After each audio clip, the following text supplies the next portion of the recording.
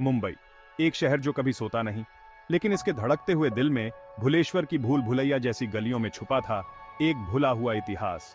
एक छोटी, धूल से सनी दुकान, जिसका कभी चमकदार साइन बोर्ड अब फीका और टूटा हुआ था, काबुली ज्वेलर्स। इस दुकान ने अच्छे दिन देखे थे, वो दिन जब सोने की चमक और हीरों की जगन जगन लोगों को अपनी ओर खींचती थी। अब सिर्फ बहुत ही पैनी नजर वाला, या शायद कोई भूले हुए खजाने की तलाश में, इस दुकान को बाजार की रंगीन भीड़ में देख पाता। अंदर की हवा पुरानी लकड़ी, कलही चढ़े चांदी और बीते हुए जमाने की सुगंध से भरी थी।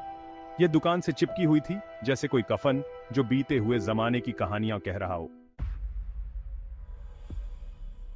रमेश, दुकानदार, काउंटर के पीछे झुका हुआ बैठा था। उसका चेहरा सालों की थकान से ढका हुआ था। उसके हाथ उम्र के साथ सख्त हो गए थे। जब वह चांदी की पायल पॉलिश कर रहा था, उसकी आंखें धातु की फीकी चमक को दर्शा रही थीं। दिन किसी और दिन की तरह ही था, धीमा, घटनाहीन, बाजार की नीरस लय से भरा हुआ।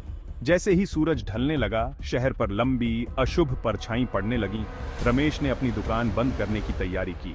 उसने अभी अभी जंग लगे धातु के शटर को आधा नीचे खींचा ही था कि बढ़ते अंधेरे से एक आकृति उभरी, जिसने बची हुई रोशनी को रोक दिया। लंबा और हट्टा कट्टा, वह आकृति एक काले रंग के लबादे में लिपटी हुई थी। एक दुपट्टा उसके चेहरे को छुपा रहा था। कौन कौन हो तुम? डर, ठंडा और तेज, रमेश के थके हुए दिल को चीरता हुआ। यह कोई आम ग्राहक नहीं था। क्या चाहते हो? रमेश की आवाज कांप रही थी, बमुश्किल एक फुसफुसाहट। वह आकृति अंदर आ गई। उसकी खामोशी किसी भी चीख से ज्यादा खतरनाक थी। वह एक शिकारी की तरह इनायत से चला। उसकी आंखें बाज की तरह दुकान के हर कोने को देख रही थीं। Black diamond. उस आकृति की आवाज, जब उसने बात की तो गहरी और कर्कश थी, जिससे रमेश की रीढ़ की हड्डी में सिहरन दौड़ गई। बताओ, वो कहाँ है बूढ़े, और मैं तुम्हें जीने दे सकता हूँ। रमेश ने अपनी रीढ़ की हड्डी में एक सिहरन महसूस की। ब्लैक डायमंड, एक किंवदंती जिसे धीमी आवाज में सुनाया जाता था। एक कहानी जो पीढ़ी दर पीढ़ी चली आ रही थी। कहा जाता था कि यह शापित है, जो भी इसे रखता है उसके लिए दुर्भाग्य लाता है। मुझे नहीं पता तुम क्या बात कर रहे हो। यहाँ ऐसी कोई चीज नहीं है। घुसपैठियां हंसा, एक सूखी, हास्यहीन आवाज जो छोटी सी दुकान में गूंज उठी। मेरे साथ चालाकी मत करो बूढ़े। मुझे पता है कि वह यहाँ है और मैं इसे ढूंढ निकालूंगा। वह दुकान के इर्द गिर्द घूमने लगा। उसकी हरकतें तेज और सोची समझी थीं। उसने छोटी छोटी चीजों से भरी ट्रे को एक तरफ फेंक दिया, जिससे वे फर्श पर बिखर गईं। उसने दीवारों से फीके टेपेस्ट्री को चीर डाला, जिससे धूल के बादल हवा में उड़ने लगे।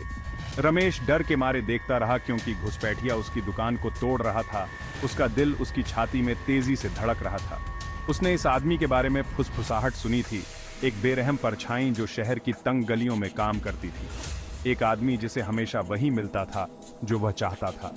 हर गुजरते पल के साथ उम्मीद कम होती गई। वह फंस गया था, अकेला, एक शिकारी की दया पर। घुसपैठिया हताशा में दहाड़ा। उसकी तलाश में कुछ भी नहीं मिला। वह घूमा, उसकी आंखें गुस्से से जल रही थीं, रमेश पर टिकी हुई थीं। कहाँ है वो बूढ़े? बताओ, वरना अंजाम भुगतने के लिए तैयार रहो। रमेश काउंटर के पीछे छिप गया। उसका शरीर कांप रहा था। मैं कसम खाता हूँ, मुझे किसी ब्लैक डायमंड के बारे में कुछ नहीं पता। कृपया मेरा विश्वास करो। घुसपैठिए ने रमेश को कॉलर से पकड़ लिया। उसकी पकड़ एक वाइस की तरह थी। उसने बूढ़े को अपने पैरों से ऊपर उठा लिया। उसका चेहरा कुछ इंच दूर था। तुम्हारी हिम्मत कैसे हुई मुझसे झूठ बोलने की? बहुत अच्छे, तुमने अपनी किस्मत खुद चुनी है। जैसे ही घुसपैठिया एक आखिरी कुचल देने वाला वार करने वाला था, एक सायरन ने हवा को चीरते हुए, दुकान में तनाव को काटते हुए आवाज की। आवाज तेज होती गई, करीब आती गई, भुलेश्वर की तंग गलियों में गूंजती रही। घुसपैठिया जम गया। उसकी आंखें आश्चर्य से फैल गईं। उसने दरवाजे की ओर देखा, फिर वापस रमेश की ओर। बूढ़े पर उसकी पकड़ ढीली पड़ गई। एक पल के लिए सन्नाटा छा गया।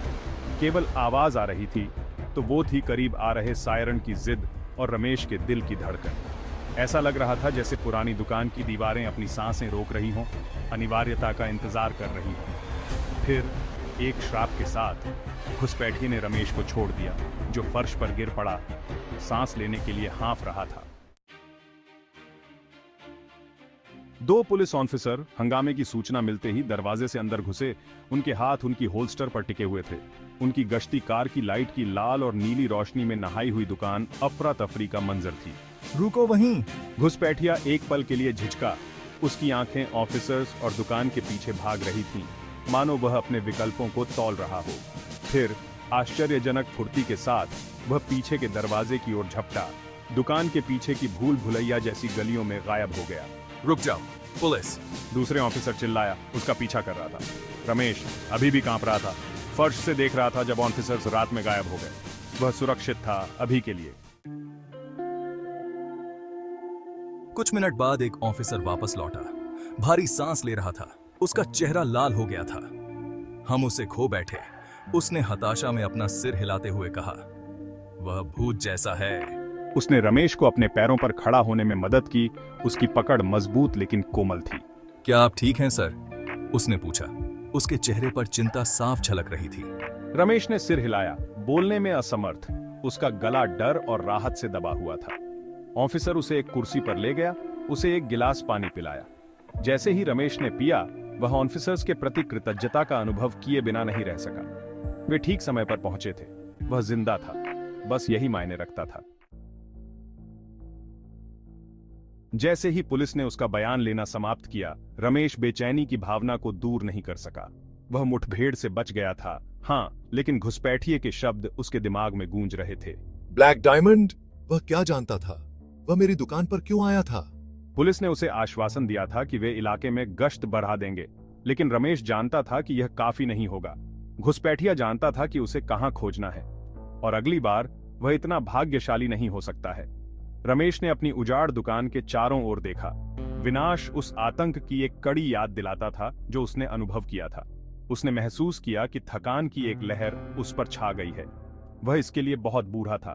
उसके पास एक रहस्य था, एक रहस्य जिसे उसने सालों तक संजो कर रखा था, एक रहस्य जो उसके लिए डर और अनिश्चितता के सिवा कुछ नहीं लाया था।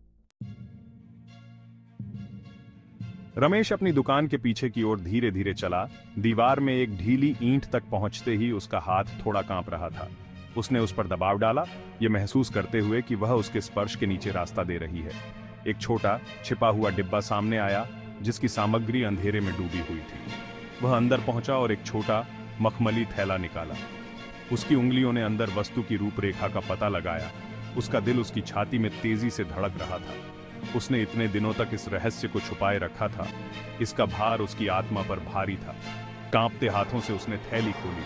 अंदर मुलायम मखमल के बिस्तर पर एक हीरा रखा हुआ था, लेकिन यह कोई साधारण हीरा नहीं था। यह काला था, एक गहरा, मंत्रमुग्ध करने वाला काला, जैसे मरते हुए तारे का दिल। ऐसा लग रहा था कि यह अपने चारों ओर की रोशनी को सोख रहा है, शक्ति और रहस्य की आभा बिखेर रहा है। यह ब्लैक डायमंड था। किंवदंती सच थी। रमेश हीरे को घूरता रहा, सोच में डूबा हुआ था। यह उसे अपने पिता से विरासत में मिला था, जिन्होंने उसे इसके श्राप के बारे में चेतावनी दी थी। कहा जाता था कि जो भी इसे रखता है उसके लिए दुर्भाग्य लाता है, और रमेश ने खुद यह देखा था।